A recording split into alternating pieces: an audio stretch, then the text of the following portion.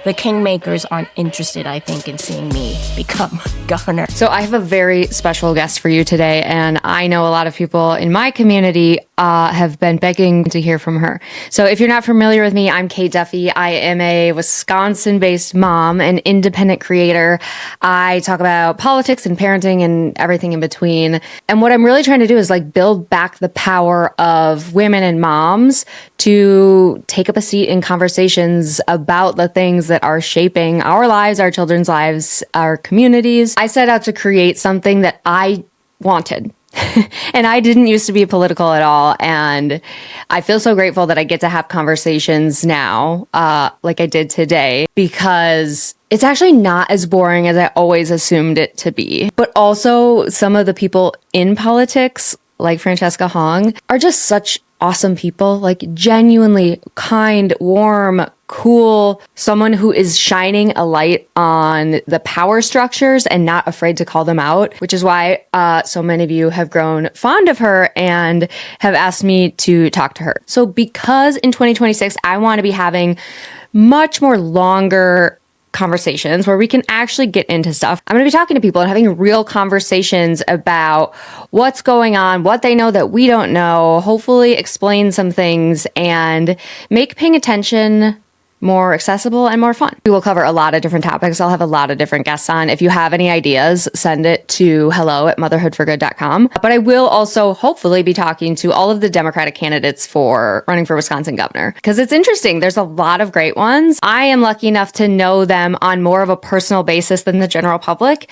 And I want you guys to be able to feel like you can get to know them in that way too. So whether you've heard of Francesca Hong or not, if you are interested in pushing progressive policies with real candidates that are willing to fight, you're going to want to stick around for this one because she does not hold back.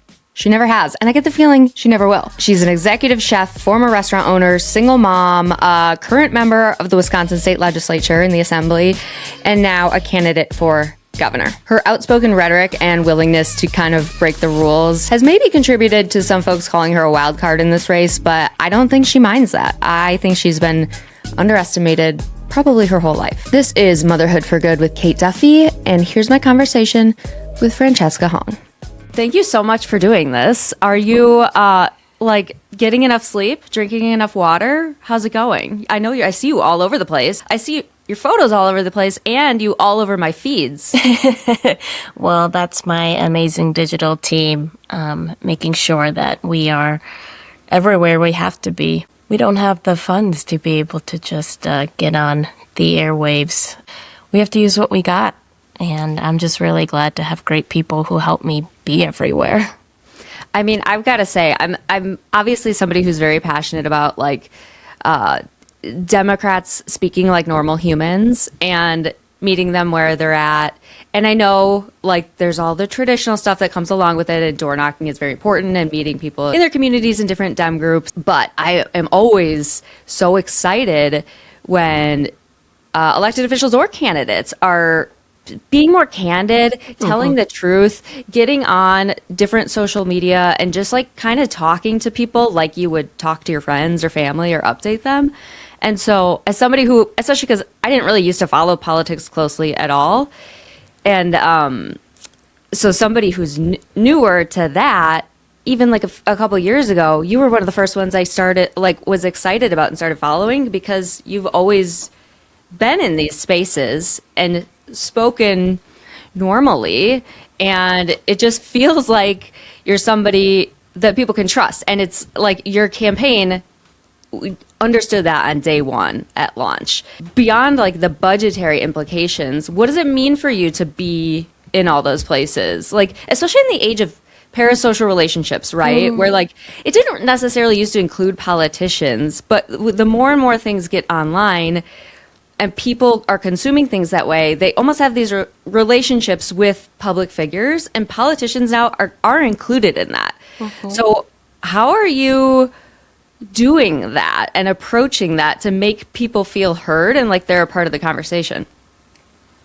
Well, I think similarly to you, I came into this work out of circumstance, and it was COVID 2020, and I was running my restaurant, and that's where I come from. I come from service industry, where we tend to be a little bit more candid, especially in the kitchen. But it's also given me the opportunity and really the superpower to talk to so many people and build relationships in a space, especially a third space where, the restaurant is a place of gathering and nourishment and care, and also sometimes breakups and first dates. And so, getting my mic cut off my first year was expected. And I think building relationships is how you build community. And so it's the politician's responsibility to lean into that. If we're going to make this work more accessible, if we're going to make government approachable, it's incumbent on politicians to actually just be real and be relatable. And I think being from the service industry and a mom and somebody who came into this work because I saw my community hurting, and that this wasn't the plans, and I didn't really know all the unwritten rules. There are so many unwritten rules and customs, really, that you're supposed to know about when becoming a politician, and I just kind of threw all that shit aside.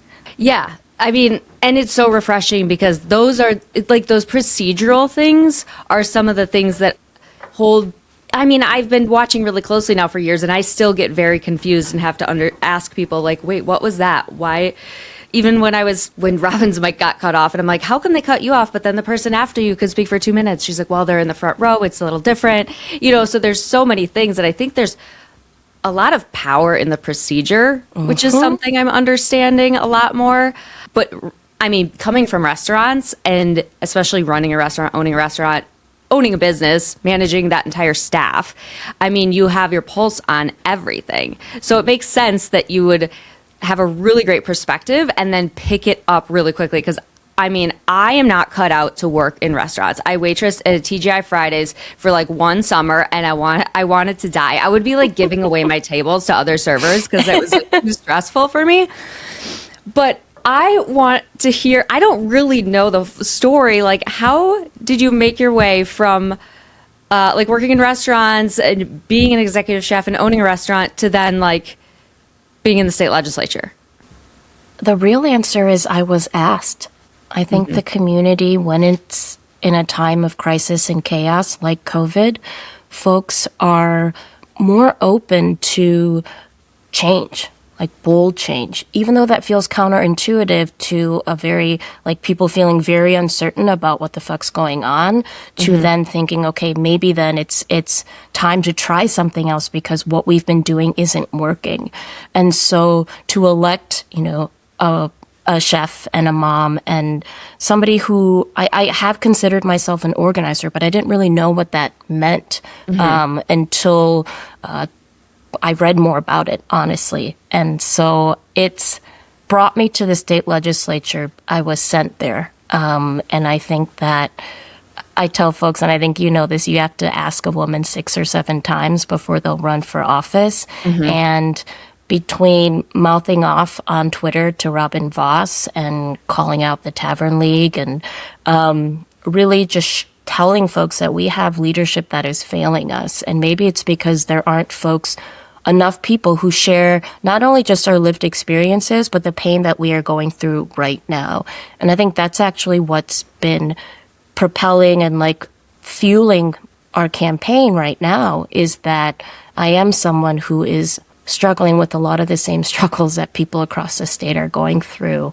Paying rent. I just paid it yesterday, the 15th. Struggling to find childcare. My son's 9 now, but turns out summer camps are really, really expensive. And oh my God. I think that relatability, it comes back to that, and being in the service industry, I put service first, and I put serving others first, and that's how I shape my leadership. And it was working in restaurants that taught me that, but it also, is what gave me a thick skin, and I saw kind of the best and worst of humanity in those situations as well. Right. Well, and It's so important to have people who experience the everyday problems that regular people have. And I know you and I have talked about this because, like, I've considered a run at different points too. And so thank you for saying yes finally after 7 times. Because it's really hard for regular people to run for office, and it takes so much time, and you have to like not be making any income. And obviously there's huge sacrifices especially when you're a mom, for your family and trying to be around. The system was not, campaign systems are not set up to have working class people succeed in these campaigns. And, I think some of the best campaigns are the ones where folks have people in their community showing up to help with childcare or mowing the lawn, or, making sure the people who are supporting the candidate, friends and family, also feel supported. But those are things that aren't often valued or seen as something that we should be investing in. And so this like rise right now of more working class people, of, what some would consider outside candidates, people who aren't having been the kingmakers aren't interested, I think, in seeing me become governor, right? But it's important, then even more important, that we have support systems so people like me and others can run for office. And I think folks are waking up to that. I think so too. There's definitely a shift, and I think the timing is kind of colliding, right? And I know, the kingmakers may not want that. They probably didn't want you to even be the one who came out of the primary the first time you ran for assembly. I think you shocked the establishment. Did you surprise yourself? Yeah. There's a picture of me in my Dolly Parton shirt, kind of like crouching in this yard, because, the campaign team, we were all working virtually. And then we decided to have a watch party together outside in my friend's backyard. And I couldn't believe it when it happened. I was just staring at my phone at the numbers and the results, in order to try to, convince myself that this was real. And then afterwards, we had folks came up and they were like, "We're really surprised you ran and that you won, and I didn't know about you." And I was like, wait, I was supposed to let people know that I was running before I was running? That was another kind of unwritten rule of there were people who work in politics and campaigns who aren't who are the people you're supposed to kind of ask for permission from. And I think I often do the thing where it's ask for forgiveness, not permission. Yeah, me too.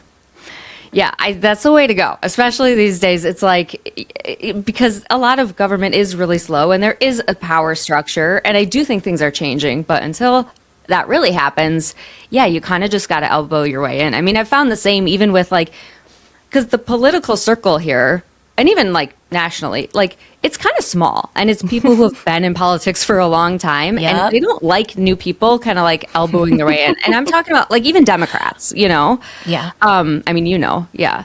And so you do if you are just persistent enough, you will just get a seat at the table, even if you have to just pull up a stool or something. And so it's been super fun to watch. I want to talk a little bit about your family and your parents. I know they immigrated here from Korea, right? And that has been very important, obviously, to you as a human and your work. And also, I should say, you are the first Asian American, not even woman, just Asian American person in the Wisconsin state legislature ever, right? I mean, it's 2025, and even when you got elected, it's first ever. What does that mean to you? Being a daughter of immigrants, it means that I understand the value of sacrifice and to have a lot of pride in who you are. And I think, especially for immigrants and immigrant families, you're not always allowed to be proud of who you are. And it wasn't until I got elected, actually, and I saw how many people were so excited and to have their first Asian American legislator, and communities, especially the Hmong community, just be radically welcoming of like bringing me into their communities to get to know them. And so it's been, this sounds corny, but it's an honor to be Asian American. Mm-hmm. It's an honor to be Korean American. And I feel prouder than I have even growing up to be Asian American because, you know, I grew up in a predominantly white town. Madison is still very white. And it was, I think, easier. You get more social capital if you assimilate. And most of my friends were white. And it was easier to not talk about who I was as a Korean American and be as proud of the culture as I wanted to be. And I have that privilege now where I get to show that pride. And I think whenever I question if I should show up, you know, as my most Asian American self, I know that there's a community rallying for me. So, and then there's that responsibility as if you're the first, you know, I think the VP said this, if you're the first, it doesn't matter if you're the last. So I'm really excited that I've got Representative Renuka Mayadev and Rep. Angelito Tenorio in the legislature now. And so for the first time ever, we have a legislative Asian caucus. Because it turns out if you've got more than one, you can have a caucus. Yeah, and so. you've like tripled already. Yeah. Like, and those are good, fun ones too. Like amazing people. That's incredible to see in such a short amount of time too. And I know that obviously the representation is important to you, but it like, I mean, you said it yourself. You grew up with mostly white people, and you didn't see, you know, somebody in charge in the Capitol who looked like you. And little girls and boys growing up now who look like you do see that. You also spearheaded a bill, right, to require Asian American history in all Wisconsin public schools. And I was reminded, I knew this happened when it happened, and it was a very big deal. And then I was reminded of it because somebody responded to some thread or something I did and how it was like a bipartisan bill and you got everybody on board. And it's like a bill about education and race even. And I'm like, that's a really good point because we see all the time everything getting blocked in the legislature, especially in the assembly. How did you pull that off? That's kind of like some Tammy Baldwin sorcery. How did you get enough Republicans to get on board with that? Well, we did have everyone on board except for a former senator named Dewey Strobel. He was the lone no vote in committee, which, I mean, are we surprised? Mm-mm. But it was I can't take all the credit. It was a bill that had been introduced multiple times before I was there, Representative Katrina Shanklin before me. And I think it was a lot of organizing that helped us get us through. And it was organizing across the state that was multi-generational and multiracial. And we had small business owners advocate for this bill. We had students and communities across the state write hundreds of postcards. I mean, I remember I got a text from one of the reps on the Committee on Education show me a stack of postcards that he had received, and he was pretty pissed and annoyed. He's like, do you think this is the way to get this done? And I was like, actually, yeah, I do, because you're paying attention and you're seeing like all the children who want to see this through. And then when we finally got a public hearing, we saw all of that, people coming from across the state to testify why this bill was so meaningful to them. And it wasn't just folks in education areas, right? I mentioned small business owners. I mentioned, people from Wausau to Sheboygan. We had folks come from Eau Claire, Milwaukee, Brown Deer to testify in support of this bill. So it was that, multiracial state coalition. It was amazing work from folks over at API Coalition of Wisconsin, Freedom Inc., and so many educators and their families knowing that it was important for students to see themselves in their curriculum, but also feel safe to be able to share a lot of their stories, because this goes beyond, just the history books in the classrooms. This is about opening up more possibilities for folks to build community. And, just a couple weeks ago in Milwaukee, we had the unveiling of the first Chinese American laundry. There was a block on Milwaukee where, Chinese American and immigrant families were essential for the main street there. And now that building is recognized by the Wisconsin Historical Society, and it has a official marker. And I think that, more of these opportunities to show kind of how Wisconsin, what our fabric that's woven together is one of many cultures. And I'm hoping that this bill, goes beyond the classroom to give folks opportunities to really show how, we love Wisconsin more because of our diversity. Yeah. And I think, it goes to show with what you said, people came from all over, and it wasn't just education, it was business. Like, it shows how interconnected we really all are.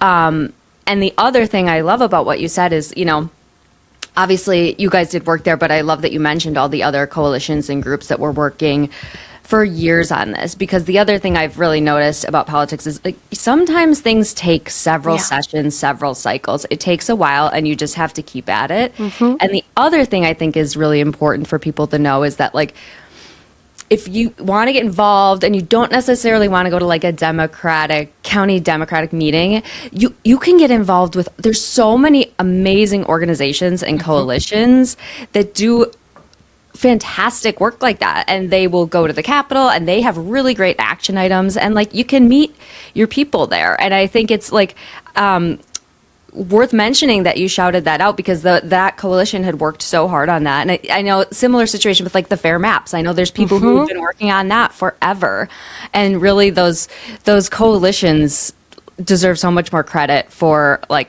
how long they keep at things. And it's almost just like a long relay race. If somebody needs to tap out, they just keep going, and there's new legislators, and they are almost more constant sometimes than the actual lawmakers. Yeah. And it's democratic to hold your legislators accountable. And especially for Dems in the legislature where we are in the minority, we are going to be better legislators and actually get shit done when we take leadership from the folks on the ground. The organizations like Fair Maps Coalition, like Freedom Inc., like AAPI Coalition, all of the different repro groups, environmental groups. Expanding Medicaid, expanding Badger Care didn't just happen because one legislator put it forward. It happened and continued to be an issue that folks advocated for because people in the movement were pushing for it. And I think that you're absolutely right. It's important to recognize that the folks who are working in coalition with one another to push legislators, those are the folks who should be leading, and we should be centering in any legislation that we pass. And, it's been movements and coalition that have gotten us through some of the most turbulent times in history. And it is going to take a movement again to defeat the fascism that we are living through right now. And I think that there's a real opportunity here to actually show that we can have a government by the people, for the people, but we have to come together. And that shit's hard, but a lot of people are, as you mentioned, you can tap out. We're all singing in a choir, and, somebody else is going to be holding the note if you have to take a breath. So I think that there's some unlearning that needs to happen too, because you mentioned sometimes, people forget that it's democratic to listen to your constituents. We have to be reminded, and I have to remind people all the time when they're nervous about calling their legislators. I'm you're doing your employee checks. They work for you.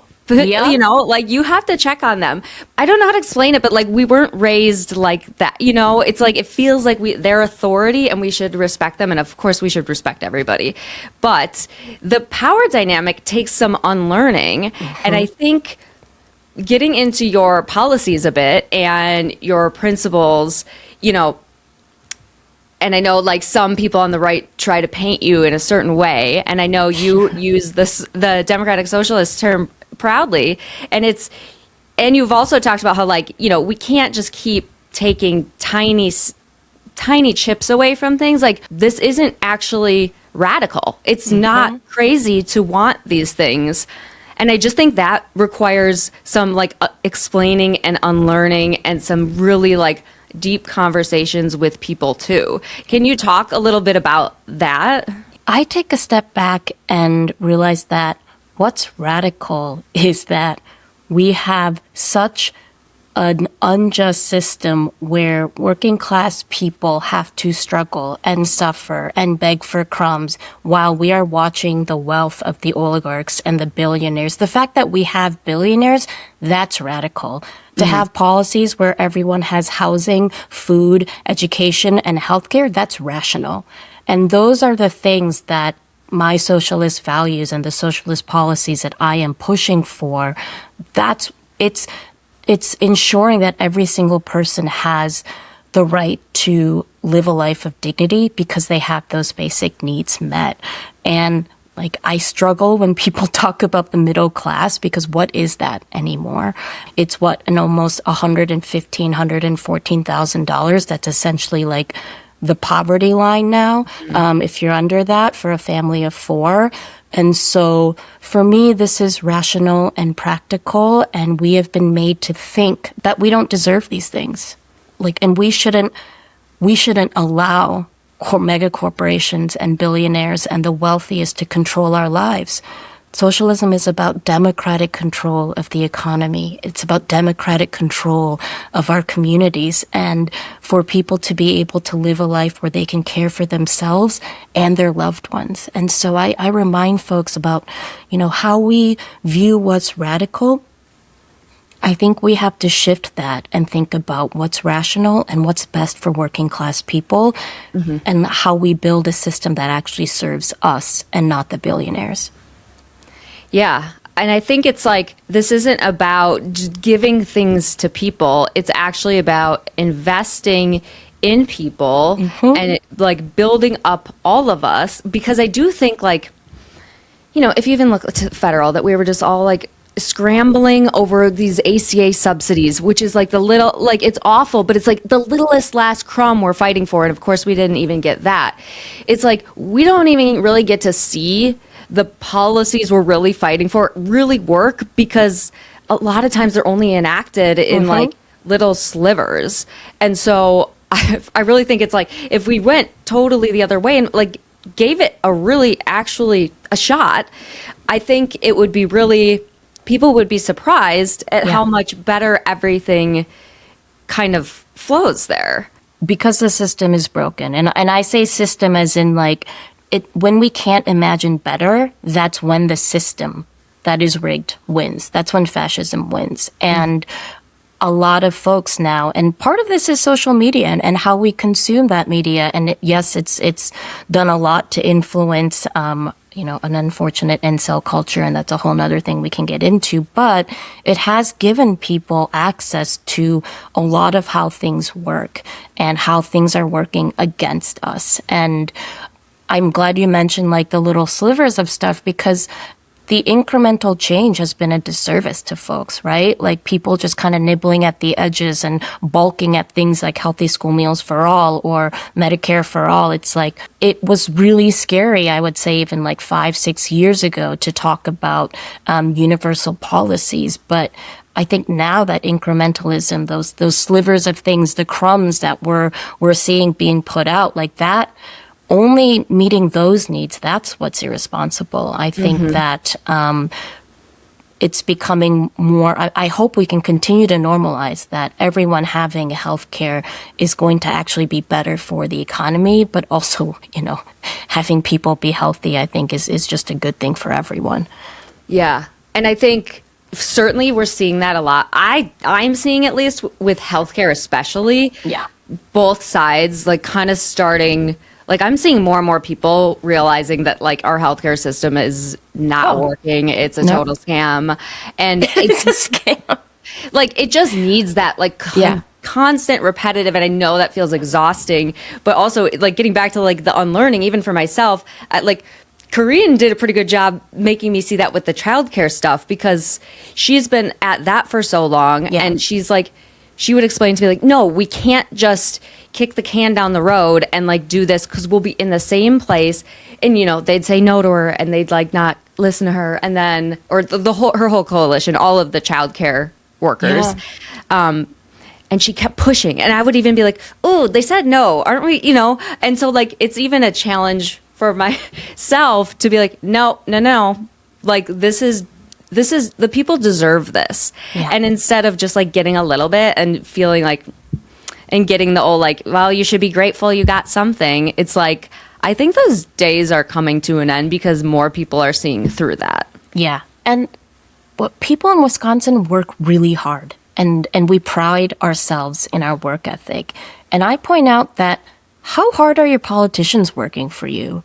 Like, how hard is John Menard working to sit on his ass and then watch his company grow profits in the millions up to $1 billion, and then have dark money, you know, flow into our state in the spring election? And I think that also woke a lot of people up, that you've got Elon Musk and a fucking cheesehead at a rally in Green Bay bringing in hundreds of millions of dollars into this race to make it so that your vote didn't count. And so people are being radicalized because they're seeing how radically wrong our politicians and the way that the economy has not worked for them. And so it's really the right thing to do. And our Wisconsin values are rooted in hard work. And the people who are working hard should be rewarded and see that. And I remind folks that so many of the wealthiest, they're not like, they're watching their wealth grow. They're watching and not working. And their wealth is our wealth. Like, we are the economy. We are responsible for the U-lines, for what, you know what I mean? Like, they wouldn't be anything without the workers of Wisconsin. Yeah. And so it's like time we take it back. And I do think people are seeing that. And I think, like, obviously Elon came in here, spent like an obscene amount of money, and then he got his ass kicked. He lost by 10 points in Wisconsin. And I think that, like, that's crazy. And so I think it just goes to show that this is such a moment in history right now that, like, I do feel like the tides are turning a lot. I mean, we're seeing data points all over the place with the special elections too. Your platform, the other thing I want to say I appreciate is, like, you have a lot of like really specific, not just policy ideas, but execution details on your both your website, and I was just looking through your Reddit AMA, which was amazing, by the way. I loved, like, it was so good.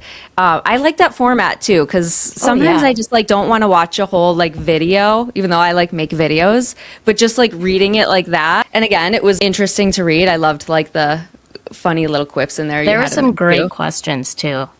And that's the thing, when you democratize your campaign process, you become a better campaign. I become a better candidate when I'm forced to answer really hard questions and think more thoroughly about policy implementation, and also realize that the electorate, we constantly underestimate our voters and their knowledge and their understanding and their experiences, how that informs what they are going through and how they convey that. That's something that I'm incredibly grateful for, to have the opportunities to see that and become a better legislator and candidate. That Reddit AMA, like, I was scared shitless. You were? Yeah.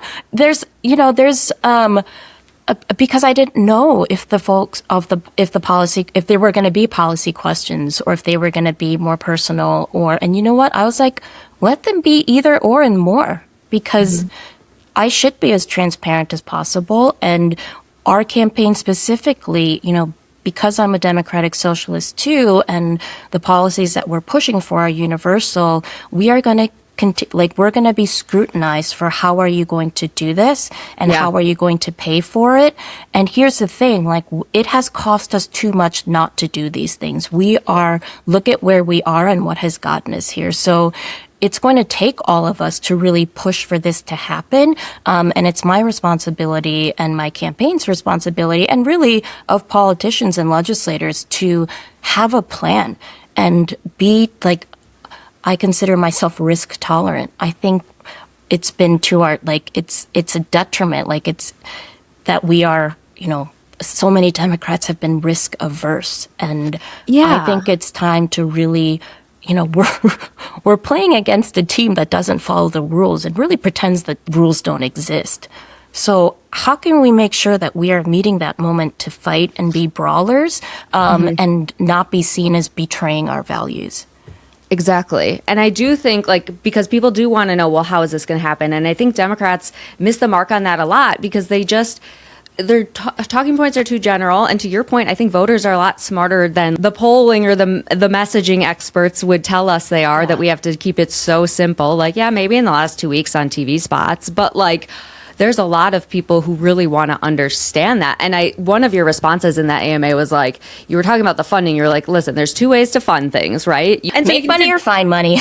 Generate more revenue with things like marijuana legalization, or you can reroute it from somewhere else. And even just I know it sounds so simple. That's something that is a step beyond what you even hear a lot of people talk about, because I feel like as just a citizen watching this, sometimes it's Republicans are just Democrats are bad and extreme, and Democrats are Republicans are extreme, and you'll have more money with us. No, you'll have more money with us. It's could somebody just show the math? And I do think that people just want to know more okay, what is your plan? How are we going to pay for this? And just to even see the initial points of that thinking, I think really helps people, because I also believe there's a much bigger appetite for understanding how things work than most politicians. Totally. And I also need to do more videos showing folks, right? I am I have to, what do you call it? I'm a more auditory learner, I guess. So hearing things and reading things are going to help me more. But I also, I think one of our volunteers suggested that I start doing Bill Nye style videos. And I'm maybe we should do that. But it's not enough to just yell about how Trump is bad. It's not enough to just yell about how Republicans are bad. And now we're seeing the affordability word be thrown around everywhere. But that is not enough. We have to be talking about permanent affordability, who is the culprit and the villain and why we got here, and then the plan to move forward. And I think that's incumbent on every single legislator, Republican or Democrat, because our electorate and the voters now, they see more, they learn more, and they have a lot more mechanisms to call us out. And so that's why it's so important for our campaign to be doing this policy work to make sure folks know that it's not just about imagining better. Here is an actual path and a plan to do that. And it's going to take some things that make all legislators uncomfortable, myself included. But if we do not democratize discomfort, that's something that my office has been talking about for a while, we're going to continue to be complacent and do the shit that is more politically expedient or politically convenient, as opposed to what is needed in this moment. And it is a crisis chaos moment, which means that we have to present solutions that actually deliver for people, that material conditions in their lives change, and that's going to require being unapologetic as a leader, while still recognizing that I can bring what I've learned running restaurants and being a community organizer into how I manage a team, how we negotiate and move conversations forward. But as the executive, I want to go in and make sure folks know what the expectations are, what the vision is, and how we have to all work together to get there. But if there are times we can't work together, I don't want to have to apologize when it will be easier for us and our administration to get stuff done because we have told people what our expectations are. Right. And so that I hope, regardless of what happens in November, that our communities, that as Wisconsinites, we continue to hold politicians accountable to actually meet this moment. And that requires bold solutions. And the thing is, if we continue to deliver where people feel their lives getting better because of something that is happening in the government, we're going to be able to start building a little bit of trust back. And folks aren't going to want to go back. And it's imagine if we didn't have to fight for every single fight in every single election it's ride or die, right? It's do or die. I mean, we don't have to be this purple, just in this constant moment of panic and fear, if we start having more people recognize that when Democrats are in power, their lives are improving and that government can be a force of good, they're probably going to keep voting for us. Yeah, exactly. But there's like a short amount of time that we have to do that. So that means you have to take super bold action. And so this is a long game plan too. We need somebody at this moment, especially if we flip the legislature, like who is going to be a governor for everybody, but also not be afraid to use that power. Because it's like, yeah, it's the chief executive of the state, you know? And so it's not really about what pundits are saying or what like the news is saying. It's about what all of the people are saying. And there's a lot of policies you're talking about, which like maybe historically they're more democratic policies, but with the cost things everybody's feeling, they're going to really help many people in the state. I mean, what are you, as you're going around the state, are you meeting with like Republicans or independents, or like what do you do when you encounter somebody who's skeptical and has an opinion already formed about you from what they've heard about your big scary ideas? I think some of the skepticism has actually come from Democrats.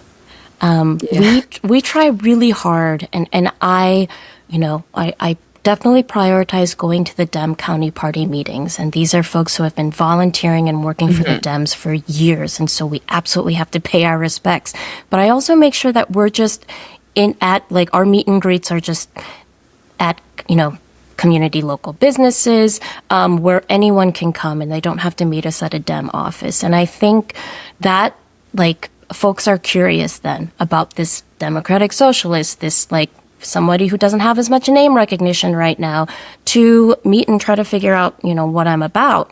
And there are folks who are independents or Republicans. They may not have told me who they voted for in 2024, but I kind of get the sense. And they're focused on the issues. Utility costs. Some folks, I was in Wisconsin Rapids and a woman told me they are increasing almost 30%. Right, for her. And then I talked to her about the 2% rate cap bill that we introduced that would ensure that nobody pays more than 2% of their annual income towards utility costs. Folks are really concerned about the underfunding of schools and rising property taxes. And I'm like, you are being forced to raise your own property taxes because Robin Vos and the Republicans have been defunding public schools for 14 years. It doesn't have to be this way. We fund the schools and your property taxes go down, and you don't have to see referendums in your communities every 4 years. Right. The bill we're about to introduce this week, it's tax the billionaires, fund our schools, lower property taxes. So it's when there is skepticism, it's important to respond affirming that concern. That isn't a concern that's just it's something that's happening all across the state, which is why we have to have a policy that's going to help everyone in the state. And so I really try to affirm the struggles and the fears that people have and present them with something that they can imagine can happen when we have a change in leadership and somebody who's going to be unapologetic about getting shit done. And so, yes, it's both a plan, but it's also showing up where folks can just feel like they're having a conversation with someone. And I'll tell you, the last conversation I had about paid leave was in a dive bar in Shawano, Wisconsin. And, there was an individual there who was telling me about how he's had to go to work sick. I told him how I went to work sick all the time because I didn't want to lose hours when I was line cooking. I was scared to get sick or get hurt because I didn't know if I was going to be able to afford it.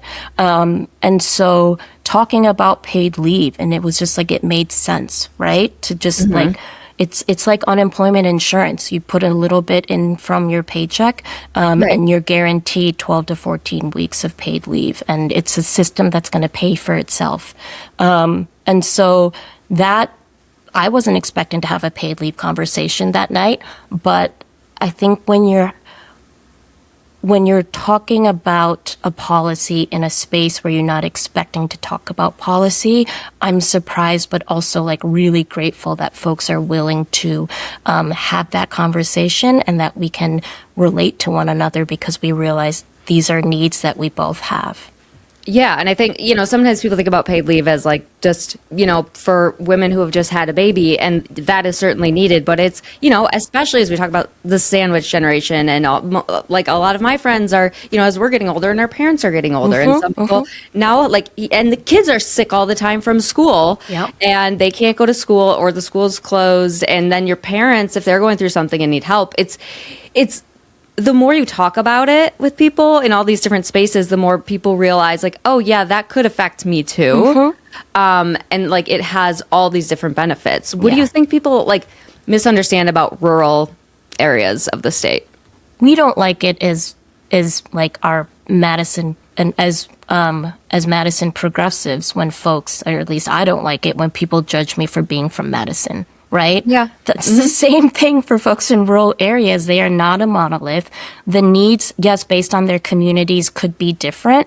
In the Northwoods, there is a lot of concern around clean water, access to public parks, what's going on with, the DNR and not having enough conservation wardens to actually enforce and hold polluters accountable. And then when I talk about how it's because we haven't funded our Department of Natural Resources, so there literally aren't enough people to go and help make sure that they're holding polluters accountable in these areas. I think what folks misunderstand about rural folks is that they're not all the same, but we share a lot of the same struggles in terms of affordability and being able to take care of our kids and our elders. So talking about long-term care or talking about child care, talking about health care, these are all things that no matter where you are in Wisconsin, folks can relate to. And the other thing about rural communities is that the communities, they everyone kind of knows each other, right? And there's a lot of pride and tradition and legacy. And it's important to be respectful of that, and how the culture of, kind of fitting into what has been years of families only voting Republican. Like it's hard to break from that. And we can't go in being like, I don't know how you could have voted for Trump, or what's like, how could you do that? The people who are voting for Trump are the people who are going to be harmed the most. And of course, that is true, but you don't go and tell somebody that or assume that when you go in to have these conversations. It is difficult to kind of go against the norm. And for a lot of these communities, the norm has become being conservative and supporting Trump. And so to break out of that isn't easy, which is why it's even more important that we are hyper-disciplined about making it about the issues.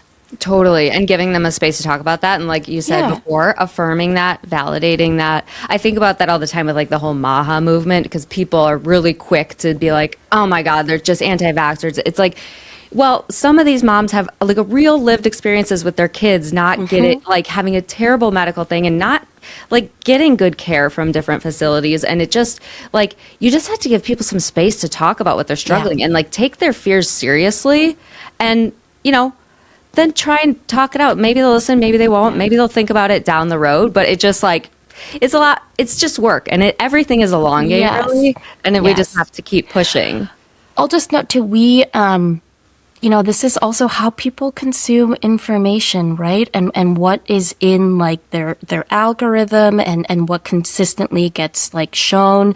And I was on a panel here in Madison, and one of the candidates for governor, he said something about illegal aliens or something in his response. And I called him out and said, please remember that no human is illegal. And afterwards, we had a conversation where he was like, look, I genuinely like want to know what term should I be using for, and I was like, you could say undocumented, you can say immigrant communities, but I think we just don't want to dehumanize one another. And I didn't want to call him out in that moment, but I think the fact that his reception was, I want to learn, shows that we have to have difficult conversations, but we can also be surprised that folks are going to be receptive to learning.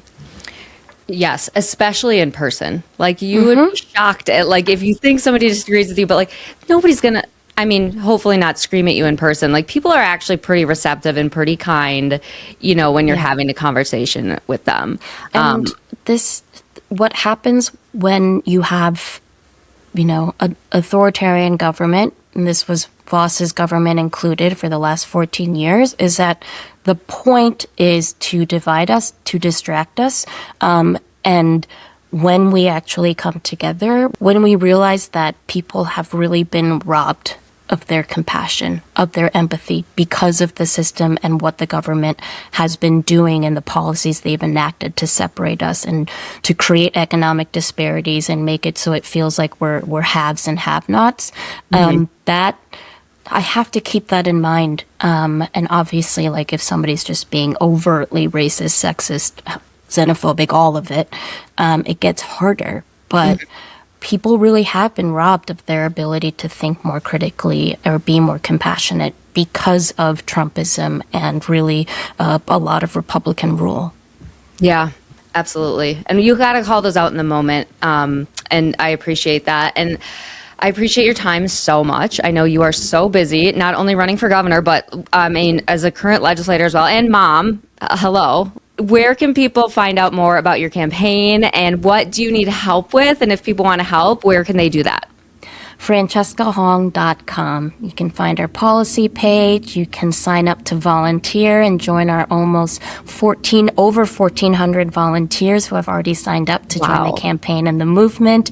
You can follow us at Francesca Hong WI, and we would love your support, whether it's volunteering your time and talent or chipping in with a donation.